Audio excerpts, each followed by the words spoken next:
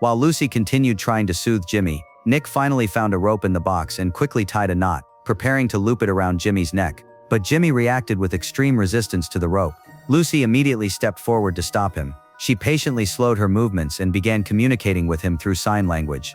The familiar gestures and scent gradually calmed Jimmy down. His breathing slowly steadied. Eventually, he allowed Lucy to approach and gently hug him. Lucy carefully placed the rope around his body, but the moment the knot tightened, Jimmy seemed to realize he was being restrained. He suddenly shoved her away, his eyes once again filled with rage. As they were discussing what to do next, Jimmy suddenly let out a roar and lunged at Nick.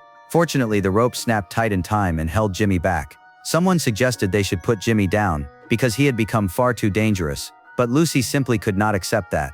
They tried calling the doctor. The phone connected, but no one answered. Instead, they faintly heard the ringtone coming from the direction of the backyard cage. At that moment, they realized the doctor might have already met with an accident. Lucy noticed that Jimmy seemed to have bitten through the rope. She was just about to warn everyone to stay away, when Jimmy suddenly went berserk and began attacking. Jimmy deliberately guarded the exit, as if herding prey and trapping them in the pool area. With no other choice, they jumped into the swimming pool to escape, because gorillas cannot swim. Jimmy indeed stopped at the edge of the pool, pacing back and forth while staring at them intensely. They began to suspect that Jimmy might be sick. Lucy remembered the wound on his arm, as well as his abnormal aggression and drooling. These symptoms perfectly matched rabies. The cliffside pool was extremely remote. Behind them was a sheer cliff, and the narrow path leading back to the villa was the only exit. And now that path was being guarded by Jimmy, infected with rabies. Trapped in the water, they could only shout desperately toward the open cliff for help.